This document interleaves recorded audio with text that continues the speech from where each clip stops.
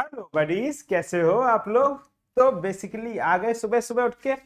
चलो, तो देखो आपके लिए सुबह सुबह एक बहुत एक्साइटेड खबर है। माइट भी पॉसिबल आपको पता भी लग गई हो सकता अभी तक पता ना भी लगी हो। तो वो खबर क्या है कि अन अकेडमी, आप जानते हो, अब ऑफलाइन में भी आ रहा है। जैसे अभी तक ऑनलाइन में थे हम लोग आपके लिए ऑफलाइन में भी आएंगे। तो बेसिकली इंडिया में 40 जगह अन अकेडमी का स्कॉलरशिप टेस्ट एग्जाम होने वाला है। किन किन बच्चों के लिए? बेसिकली उन बच्चों के लिए जो आईआईटी जेई नीट यूजी की तैयारी कर रहे हैं, प्लस 9th और 10th क्लास में भी हैं। तो 40 शहर में, 40 सिटीज में इसका टेस्ट होने वाला है। कब? 4 और 5 जून को। कब होने वाला है? 4 और 5 जून को। डेट को नोट कर लो। और अगर आपको ये टेस्ट देना है तो आपको जाके अन अकेडमी के ऐप पे एनरोल करना पड़ेगा और जाके वहां कोड भी यूज कर लेना। कौन सा? आनंद। ठीक है, आनंद कोड आप यूज कर सकते हो। प्लस लास्ट डेट जो याद रखना, लास्ट डेट रजिस्ट्रेशन की है 2 जून। अगर 2 जून गई तो फिर आप टेस्ट नहीं दे सकते। अब टेस्ट के फायदे क्या है? टेस्ट के फायदे बहुत सारे हैं। 150 करोड़, ओ भाई साहब, 150 करोड़ कितने जीरो होते हैं? ठीक है, 150 करोड़ का इनाम है, प्राइजेस है। अब सारा तुम्हें ही नहीं मिलेगा, डिस्ट्रीब्यूट होगा लोगों में, काफी सारे लोग, जो कितने लोग बैठेंगे पेपर देने।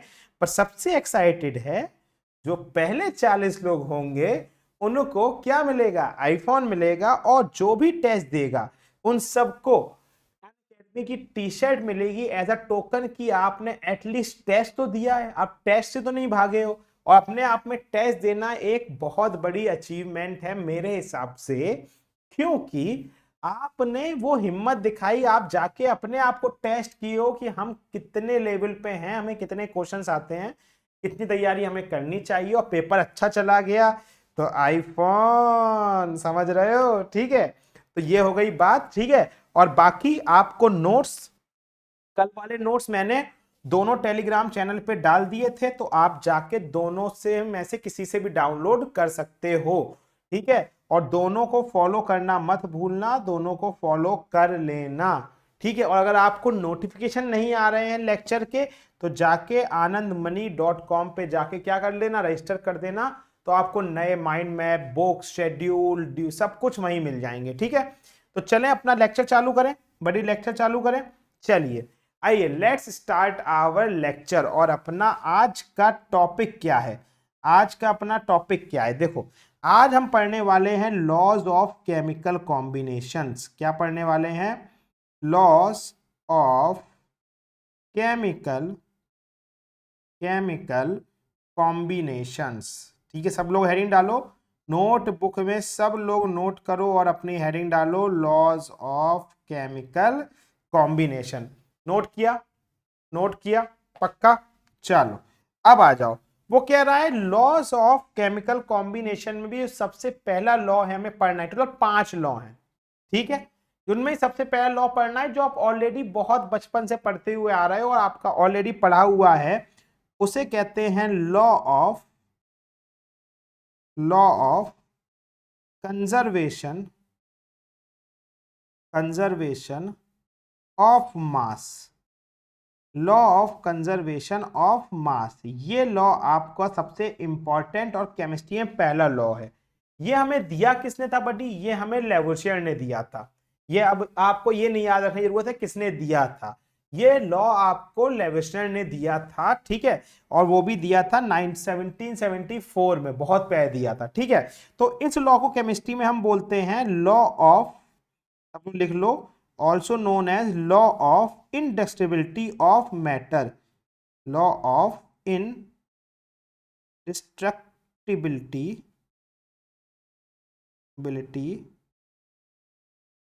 of matter।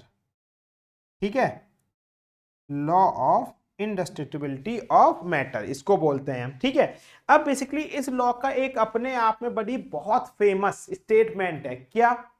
Mass can neither be created nor be destroyed. क्या है? मास कैन नाइदर बी क्रिएटेड और नॉर बी डिस्ट्रॉयड। अगर इसको पूरा कंप्लीट करना हो तो बोल सकते हैं it can only be converted from one form of energy to another form of energy. अब ये चीज तो तब भी बाद में आई है जब हमें E is equal to M C square वाला फॉर्मूला मिल गया।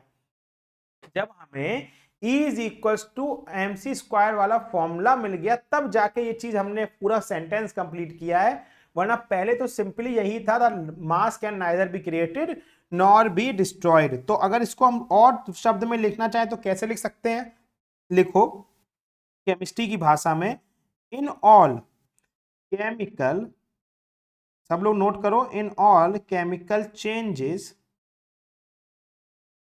द मास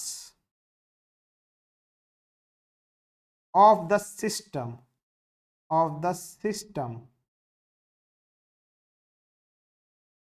remains, नोट करो कॉपी में सब लोग साथ में, remains constant।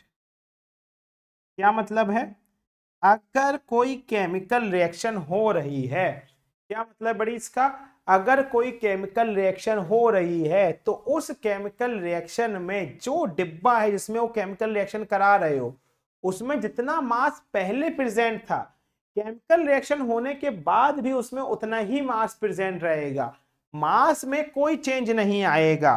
तो ये चीज थी। तो अगर इसको हम लिखना चाहें और शब्द में तो कैसे लिख सकते हैं, दैट इज टोटल masses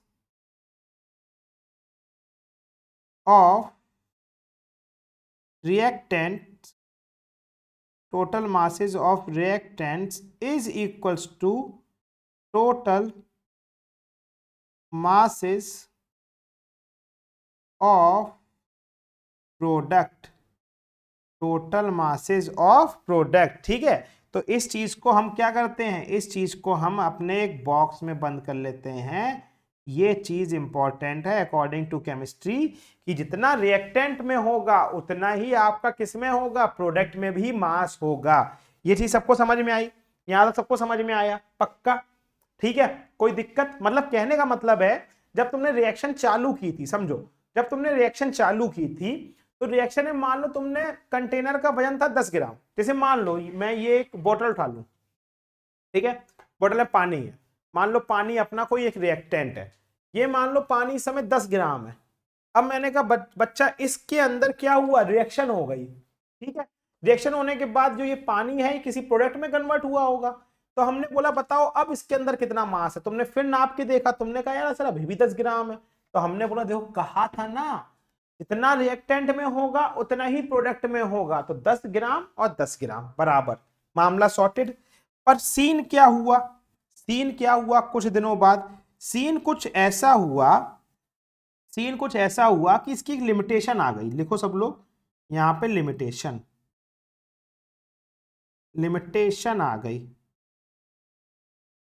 और लिमिटेशन कब आई, लिमिटेशन आई जब न्यूक्लियर रिएक्शंस होने लगी, बड़ी क्या होने लगी, जब न्यूक्लियर रिएक्शंस होने लगी तब लिमिटेशन आ गई। क्या लिमिटेशन थी, लिमिटेशन थी कि हमने देखा कि भैया जितना मास हमने डाला था रिएक्टेंट में उतना मास हमें प्रोडक्ट में मिल ही नहीं रहा है। हम कहें ये क्या बात हुई भाई, ये तो पूरा लॉ ही गड़बड़ा गया, जितना हमने रिएक्टेंट में डाला उतना तो प्रोडक्ट में मिलना चाहिए। तब समझ में आया कि कुछ मास रिएक्टेंट का एनर्जी में कन्वर्ट हो गया जिसकी वजह से प्रोडक्ट में मास घट गया, ये इसकी लिमिटेशन थी। तो लिमिटेशन क्या हो गई इस लॉ की, हर जगह लॉ सही बैठता है केवल न्यूक्लियर रिएक्शंस को छोड़ के। तो क्या था, in nuclear reactions, in nuclear reactions law of conservation, law of conservation of mass is not obeyed because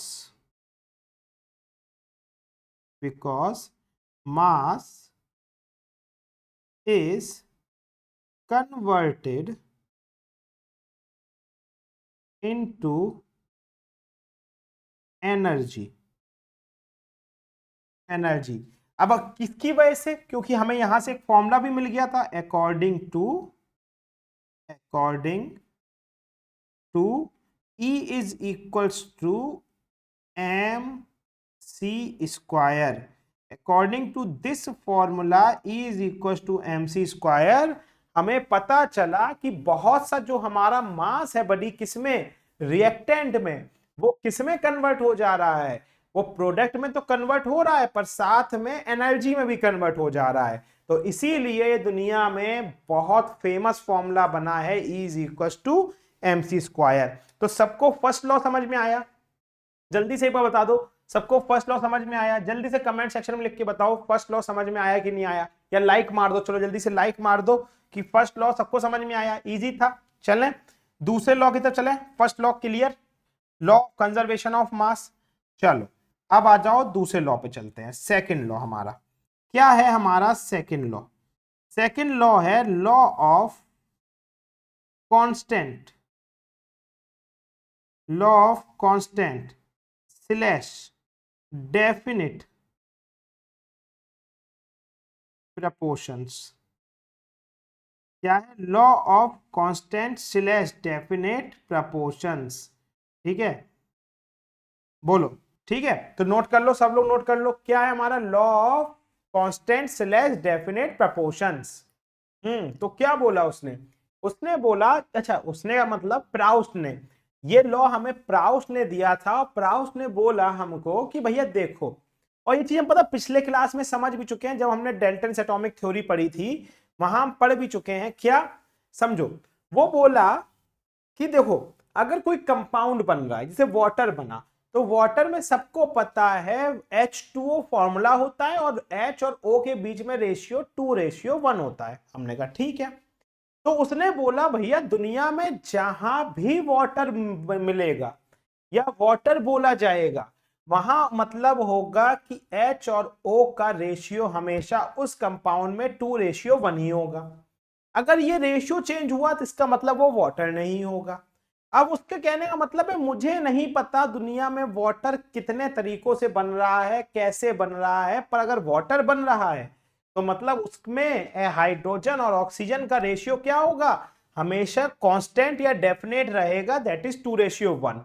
तो उसने कहा दुनिया में जितने भी कंपाउंड है इनको आप जानते हो, इनके बारे में बड़ी आप बात कर रहे हो, वो सारे के सारे कंपाउंड हमेशा एक फिक्स्ड रेशियो में होंगे। अगर वो रेशियो चेंज किया तो कंपाउंड वो नहीं रहेगा जो हम जानते हैं।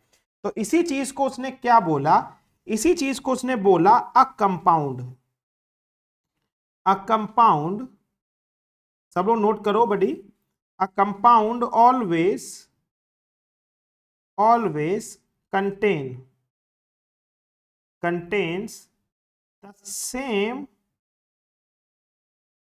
elements, elements combined together in fixed proportion by mass। ठीक है, समझ में आ गया? समझ में आ गया? वो क्या बोल रहा है, a compound always contain the same elements combined together in a fixed proportion by mass. समझ रहे हो? तो मतलब अगर वो प्रपोर्शन चेंज हुआ तो वो कंपाउंड चेंज हो जाएगा। इसको अगर दूसरे तरीके से लिखना चाहो, दैट इज, अगर आप लिखना चाहो तो कैसे लिख सकते हो, इसको लिख सकते हो a chemical compound, a chemical compound, a chemical compound has a fixed composition, has a fixed composition, and it does not depend on the method of preparation। मतलब हमें नहीं मतलब वो बना कैसे है, मेथड ऑफ प्रिपरेशन, पर अगर बना है तो इसका मतलब उसका फॉर्मूला सेम रहेगा। और the source from which it has been obtained, it has been obtained. ठीक है, नोट कर लो। ठीक है, क्या मतलब हुआ इसका? इसका यही मतलब हुआ, हमें कोई मतलब नहीं है ये कहां से बना है और कैसे बना है, पर अगर बना है बड़ी तो इसका हमेशा रेशियो क्या रहेगा? फिक्स रहेगा। अब सोचो इसमें भी लिमिटेशन आ गई। अब सोचो इसमें भी लिमिटेशन आ गई, सोचो क्या लिमिटेशन होगी, इसको जल्दी से नोट करो और बताओ क्या लिमिटेशन होगी, नोट करो जल्दी से। और तब तक लिमिटेशन भी सोचो, तब तक इसकी आप लोग लिमिटेशन भी सोचो कि क्या लिमिटेशन होगी इसकी। और वो लिमिटेशन हम पढ़ चुके हैं, वो लिमिटेशन हम पढ़ चुके हैं, कहां पढ़ चुके हैं? वो लिमिटेशन हम पढ़ चुके हैं डाल्टन्स एटॉमिक थ्योरी में। याद करो, थोड़ा सा हिंट दे दिए हैं, थोड़ा हिंट दे दिए हैं, याद करो कि क्या होगा, सोचो क्या होगा, हम हिंट दे दिए हैं। हिंट दिया है आपको, सोचो जल्दी से क्या होगा और नोट करो इसको। कर लिया? नोट कर लिया? चलें आगे? पक्का? अब सोचो इसकी लिमिटेशन क्या हो सकती है, याद करो। कौन आ गया? आइसोटोप्स आ गए थे, याद है? डेल्टन्स की थ्योरी में कौन आ गए थे? आइसोटोप्स आ गए थे। और आइसोटोप्स ने इसका पूरा खेल बिगाड़ दिया था। तो लिखो सब लोग लिमिटेशंस, लिमिटेशंस। ठीक है, अब वहां तुम्हें समझ में अरे ये क्या हुआ, लिमिटेशंस आ जाओ। ठीक है, अब देखो लिमिटेशन से क्या हुआ, मास चेंज हो गया। और पीछे देखो उसने साफ बोला है आपसे कि बाई प्रपोर्शन बाई मास। अगर एक एलिमेंट का मास चेंज हो जाएगा, अब सोचो हाइड्रोजन का एक होता है प्रोटियम जिसका 1 मास है, फिर होता है ड्यूटेरियम जिसका 2 है। तो 1 वाले की जगह अगर 2 आ रख देंगे तो कहने को तो हाइड्रोजन का ही एटम है, पर मास चेंज हो गया। और मास चेंज हुआ तो मतलब वो कंपाउंड चेंज हो गया। तो ये लिमिटेशन बाद में फाइंड आउट हुई क्या, कि isotopes of an element have different atomic masses, so it is obvious to have same compound, have same compound with different proportions, with different proportions। ठीक है, बोलो सही है? समझ में आया यहां तक? यहां समझ में आया? अगर एग्जाम्पल लेना तो एग्जाम्पल ले लेते हैं। जैसे मान लो CO2 है, तो मैंने बोला यहां पे अभी C का 12 वाला आइसोटोप डाला हुआ है। यहां पे अभी मैंने बोला C का 12 वाला आइसोटोप डाला हुआ है। ठीक है, तो अगर 12 वाला आइसोटोप डाला है तो इसका मतलब क्या है, C और O के बीच में जो रेशियो है वो क्या रहेगा? वो रहेगा 12 रेशियो और उसका 16 + 16 32। सही है। अब मैं यहीं पे CO2 फिर से लेकर आऊं तो कहने को सबको दिख रहा है CO2 है, पर C12 की जगह C14 वाला आइसोटोप ले आऊं। अब निकालने जाओगे तो C/O का रेशियो क्या आएगा? 14:32। तो देखो बाई मास आपका क्या चेंज हो गया? रेशियो चेंज हो गया। और बाई मास आपका रेशियो चेंज हो गया, तो बेसिकली जो इनिशियल डेफिनेशन दी गई थी बड़ी हमको, जो ये इनिशियल डेफिनेशन दी गई थी बाई मास वाली, ये डेफिनेशन हमारी क्या हो गई? गड़बड़ हो गई। और ये डेफिनेशन की वजह से ही यहां पे ये चीज इसकी क्या बन गई? यहां पे ये चीज इसकी लिमिटेशन बन गई। बताओ सबको समझ में आया? सबको समझ में आया कि नहीं आया? ठीक है, अब आते हैं इसका just opposite law.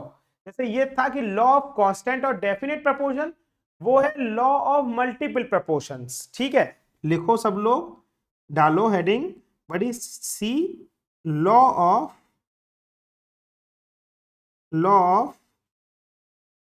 Multiple proportions, law of multiple proportions. ये है आपका लॉ ऑफ मल्टीपल प्रपोर्शंस। अब ये क्या कहता है? ये कहता है देखो एक कंपाउंड तब कंपाउंड है जब उसमें प्रपोर्शन क्या रहे, फिक्स रहे। हमने कहा बिल्कुल सही बात है सर, फिक्स रहेगा तो वो लॉ सही है, फिक्स्ड और डेफिनेट प्रपोर्शन का।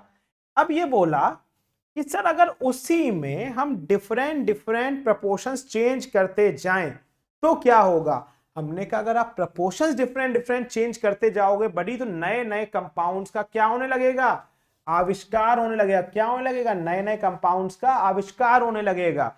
तो हमने कहा अच्छा सर प्रपोर्शन चेंज करने पे नए नए कंपाउंड्स मिलेंगे। हमने कहा हाँ, मल्टीपल प्रपोर्शंस में मल्टीपल कंपाउंड्स मिलेंगे। तो हमने कहा अच्छा, हमने कहा लिखो। और ये लॉ हमें किसने दिया था, डेल्टन ने, ठीक है, 1808 में। तो वो उससे हमें कोई मतलब नहीं है, हमें लिखना है सीधा क्या, इसकी डेफिनेशन या इसका law. It if two elements if two elements combine to form more than one compound, मतलब दो ही एलिमेंट जुड़ रहे हैं और एक से ज्यादा कंपाउंड बना रहे हैं, then different masses of one element which combine with a fixed mass of the other element bear, वो वाली bear नहीं, bear a simple ratio to one another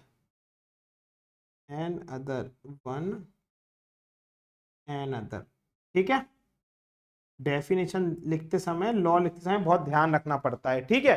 तो बोल रहा है if two elements combine to form more than one compound, the different masses of an element which combine with the fixed mass of the other element bear a simple ratio to one another। ठीक है, इसका क्या मतलब है, देखो इसका मतलब मैं ना आपको एक एग्जांपल समझाता हूं। देखो जैसे कहने का मतलब है उसका कि मान लो आपने N2O लिया, क्या लिया आपने, N2O, सही है, सही से लिखते हैं, 2 दिख नहीं रहा, N2O लिया, ठीक है।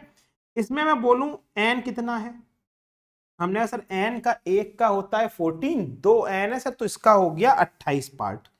कितना हो गया, 28। हमने कहा ठीक। हमने O कितना है सर, एक है, तो O हो गया सर 16 पार्ट।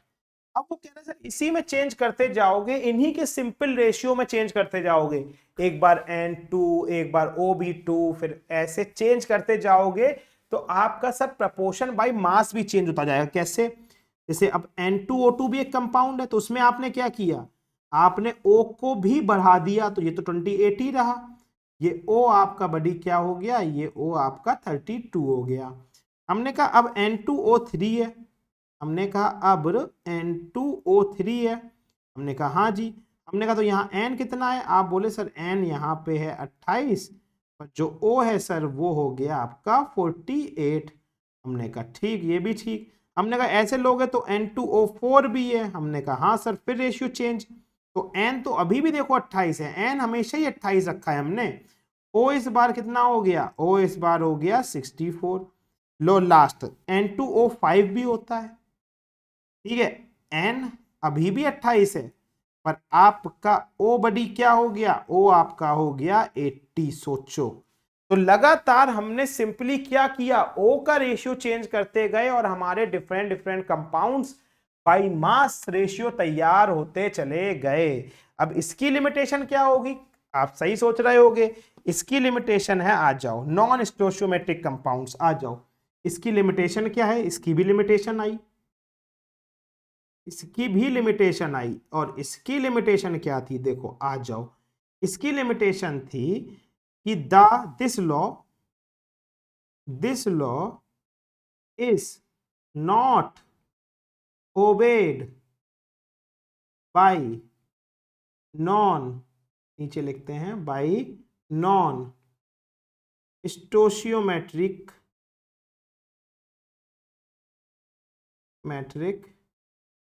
कंपाउंड्स। ये लॉ नॉन स्टोशियोमेट्रिक कंपाउंड्स ने फॉलो नहीं किया। जैसे अब क्या होते हैं नॉन स्टोशियोमेट्रिक कंपाउंड्स, ये आप पहली बार देखोगे। जैसे अभी आज तक आपने बड़ी क्या देखा है, जैसे F2O3 लिखा या कुछ भी लिखा, H2O लिखा, तो एक 2 है एक 1 है, मतलब सारे के सारे होल नंबर हैं। पर अभी आप केमिस्ट्री में आगे पढ़ोगे, नंबर्स कंपाउंड डेसिमल में भी आते हैं, क्योंकि वेरिएबल ऑक्सीडेशन स्टेट की वजह से उनके नीचे जो होल नंबर है वो डेसिमल में चले जाते हैं। जैसे आपको एग्जांपल देते हैं, Fe 0.98 और O2, और एग्जांपल लिखना है TiO 1.12, 1.12, हाँ ठीक है यही होता है 1.12 एटसेट्रा। ठीक है, तो बेसिकली अब आप देख रहे हो नीचे जो नंबर है, ये वाले नंबर हैं, ये किसमें है, डेसिमल में चले गए। ये जब डेसिमल में चले गए तो वो जो होल नंबर रेशियो वाला कॉन्सेप्ट था बाई मास वाला, पूरा बिगड़ गया इसके चक्कर में। बताओ समझ में आई बात समझ में आई पक्का? चलें नेक्स्ट लॉ पे चलें, आ जाओ। इस लॉ को क्या बोला, जो हमारी डी लॉ है इसको बोलते हैं law of reciprocal proportionals, law of reciprocal proportions, ठीक है, लॉ ऑफ रेसिप्रोकल प्रोपोर्शंस। ठीक है, बताओ ठीक है, क्या बोलते हैं इसको, लॉ ऑफ रेसिप्रोकल प्रोपोर्शंस। तो यहां पे बड़ी क्या है, इस लॉ में क्या है, इस लॉ का बहुत सिंपल है, जैसे बचपन में पढ़ा है, if A is equal to B and B is equal to C then A is equal to C also. इसका मतलब यहां पे भी सेम वैसा ही है, अगर ए ने बी के साथ 1:1 में रिएक्ट किया है और बी ने अगर सी के साथ 1:1 में रिएक्ट किया है, तो इसका मतलब अगर कभी ए और सी आपस में रिएक्ट करेंगे तो किस रेशियो में करेंगे, उसी इक्विवेलेंट रेशियो में करेंगे, मतलब 1:1 में करेंगे। ठीक है, ये हमें एक साइंटिस्ट थे रिस्टर करके, उन्होंने ये लॉ दिया था, बहुत कॉमन सेंस वाला लॉ है, इसमें कुछ बहुत ज्ञानी चीज नहीं चाहिए थी हमको। तो लॉ क्या बोलता है, बहुत सिंपल सा लॉ है। लॉ बोलता है इन ऑल लिख लो, in all chemical reactions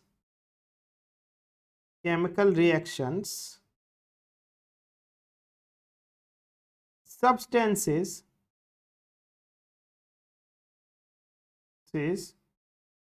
always react in the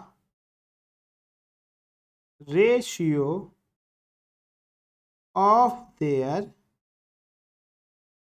equivalent masses। ठीक है, ऑफ देयर इक्विवेलेंट मासेस। इसका मतलब क्या है, इसका मतलब है नीचे लिख लो, that is if A combines with B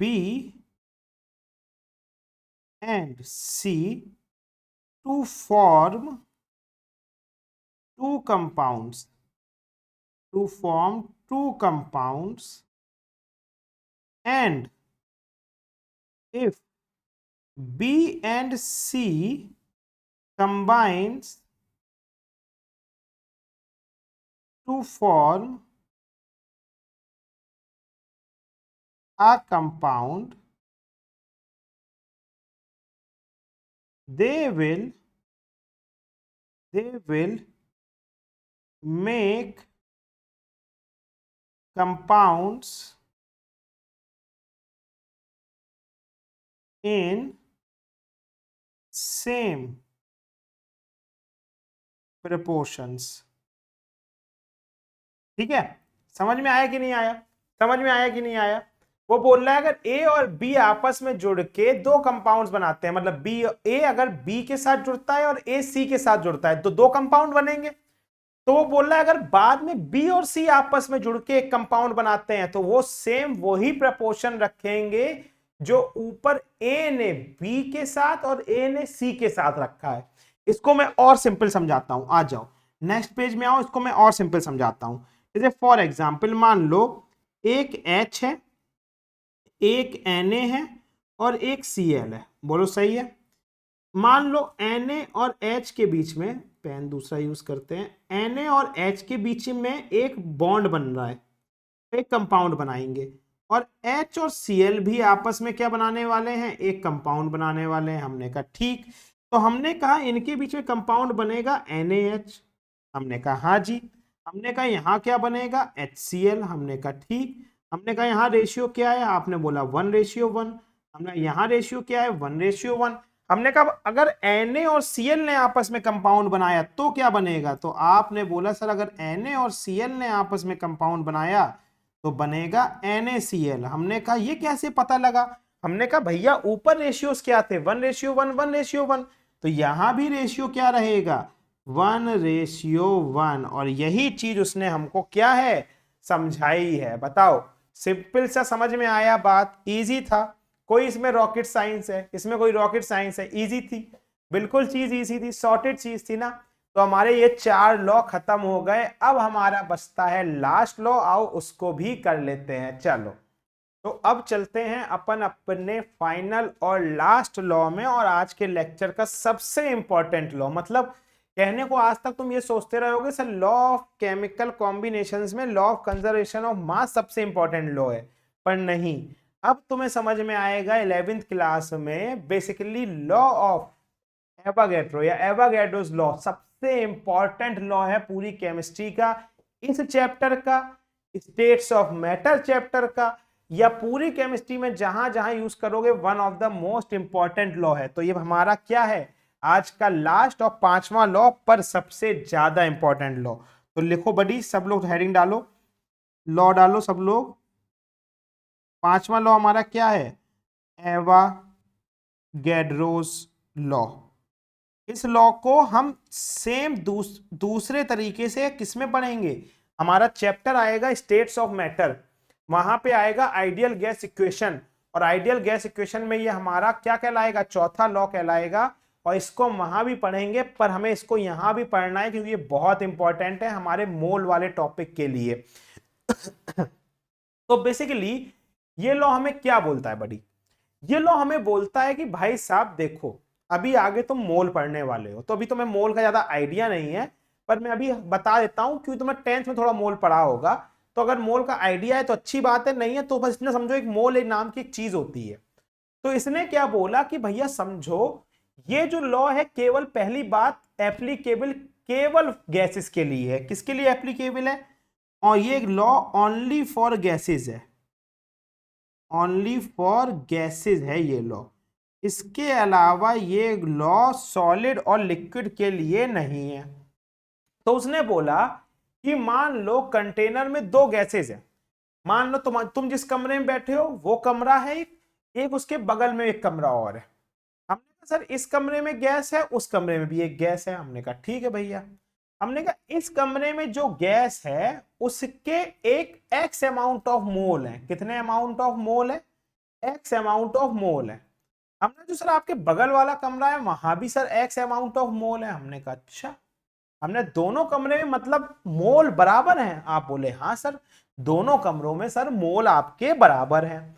तो हमने कहा भैया एक सिंपल सी बात समझो, अगर दोनों कमरों में मोल बराबर है तो दोनों कमरों में गैस का वॉल्यूम भी बड़ी क्या होगा, गैस का वॉल्यूम भी आपका बराबर होगा, दोनों कमरों में गैस का वॉल्यूम भी बराबर होगा। ये बात समझे कि नहीं समझे, पक्का।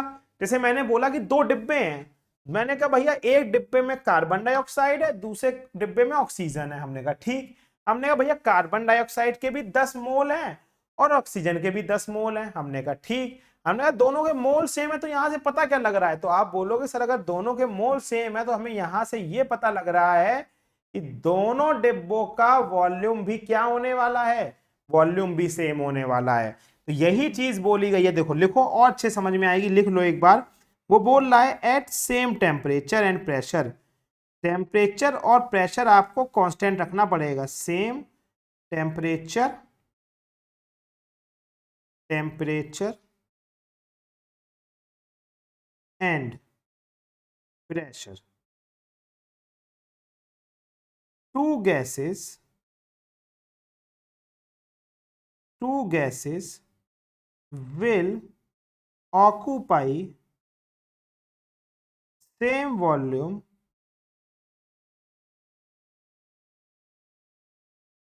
if it contains equal number of molecules if it contains equal number of molecules। ठीक है, यही चीज हमने समझाई थी। इसको ऐसे अंदर कर देते हैं इसके। ठीक है, अब ये चीज केवल बड़ी किसके लिए एप्लीकेबल थी? Only for gases. तो आप लिखोगे फॉर गैसेस। अभी आप फ्यूचर में जाके क्या पढ़ोगे, अब मैं आपको ये बताता हूँ ये आया कहाँ से, फॉर्मूला कहाँ से आया। अभी जब फ्यूचर में आप बड़ी चलोगे और एक चैप्टर आएगा स्टेट्स ऑफ मैटर, तो स्टेट्स ऑफ मैटर में आप एक इक्वेशन पढ़ोगे आइडियल गैस इक्वेशन, जो कि one of the famous equation है किसमें? केमिस्ट्री में। तो वो होती है आपकी PV is equal to NRT। PV is equal to NRT। ये आपकी one of the famous equation है, इसको हम बोलते हैं आइडियल गैस इक्वेशन। यहां पे आपका क्या क्या है, यहां पे आप देखोगे तो अगर हम लेके चलें तो P को तो हमने बड़ी ऊपर क्या रख दिया है, P को याद करो अभी हमने ऊपर कांस्टेंट रख दिया, क्योंकि हमने बोला था at same temperature and pressure P constant. यहाँ पे हमने आपके T को भी कांस्टेंट रखा है, क्योंकि ऊपर हमने टेम्परेचर भी बोला at constant pressure and temperature. हमने कहा ठीक, हमने कहा जो ये R है बड़ी, ये अपने आप में ही कांस्टेंट होता है। क्यों? क्योंकि ये आइडियल गैस इक्वेशन में ये आपका गैस कांस्टेंट है, तो ये तो अपने आप में ही कांस्टेंट है। तो अगर आप सब देखोगे तो यहां पे अगर सब कुछ कांस्टेंट है तो V डायरेक्टली प्रोपोर्शनल है N के, या V इज डायरेक्टली प्रोपोर्शनल बोल लो, या इक्वल्स टू बोल लो N के बिल्कुल बराबर है। अगर किसी का N यहाँ पे क्या है बड़ी, N को ही हम बोलते हैं number of moles. N is equals to number of moles. ठीक है, तो अगर कोई आपसे बोल रहा है कि मेरे पास दोनों कंटेनर में बराबर नंबर ऑफ मोल्स हैं, तो आप बोलोगे भैया आपके पास बराबर क्या है, आपके पास बराबर वॉल्यूम भी है। ठीक है, ये बात समझ में आई, ये बात समझ में आई। तो यहीं से सीधी सी लाइन निकल के आती है क्या, इफ, सो लिख लो यहां पे, so if N are same for two gases, N are same for two gases, volume will also be same। समझ में आई ये बात? सबको समझ में आई ये बात? बोलो हाँ या ना। ठीक है, पक्का। अब ये अगर हम चाहें तो इसमें हम एक चीज और बोल सकते हैं। हमें पता है बाय एक्सपेरिमेंट कि एक मोल के अंदर 22.4 लीटर गैस होती है, एक मोल के अंदर 22.4 लीटर गैस होती है। तो हम उसको यहां लिख सकते हैं 1 mole of an ideal gas. अब आप आइडियल गैस अभी ध्यान मत दो, वो आपको स्टेट्स ऑफ मैटर में समझ में आएगा क्या होता है। Will occupy 22.4 litre volume at STP। STP का मतलब स्टैंडर्ड टेम्परेचर एंड प्रेशर। इसका मतलब क्या है, आपका एक mole is equals to 22.4 litre of gas. मतलब अगर आपसे किसी ने बोला कि भाई मेरे डिब्बे में 1 मोल है, किसी ने आपसे बोला कि भाई मेरे पास मेरे इस डिब्बे में 1 मोल गैस है, तो आप बोलोगे अच्छा आपके पास 22.4 लीटर गैस है। आप उसको सिंपली ऐसा बोल देना। अगर आपसे कोई बोले कि भैया मेरे पास आधा मोल गैस है, तो आप सीधा 22.4 को क्या करोगे, हाफ कर दोगे। आप बोलोगे अच्छा आपके पास केवल 11.2 लीटर गैस है। कोई बोले चौड़ में आके अरे ठाकुर साहब हमारे डिब्बे में 2 मोल गैस है, तो आप बोलोगे अच्छा 2 है, तो मतलब दुगना कर दो 22.4 को, तो आप बोलोगे 44.8 लीटर गैस है। ठाकुर जी आपकी तो बात ही अलग है। तो बेसिकली समझ में आ गया कॉन्सेप्ट। तो ये 5 लॉ हैं जो हमें पता होने चाहिए केमिस्ट्री में। इससे डायरेक्ट क्वेश्चन नहीं आएगा, एवोगैड्रो से तो आता है, बाकियों से डायरेक्ट क्वेश्चन नहीं आएगा, पर ये याद रखना बाकियों से इनडायरेक्ट वे में या बेसिक्स केमिस्ट्री क्लियर करने के लिए आपको बाकी लॉज जानने बहुत जरूरी हैं। तो ये हमारा आज के टॉपिक में क्या खत्म हो गया, लॉ ऑफ केमिकल कॉम्बिनेशन सारे खत्म हो गए। बताओ सबको समझ में आया? जल्दी से कमेंट सेक्शन में लिख के बता दो समझ में आया कि नहीं आया, और अगर समझ में आया हो तो लाइक जरूर कर देना, और चैनल पे नए हो तो सब्सक्राइब करना मत भूलना, ठीक है? तो ये चीज सबको समझ में आ गया।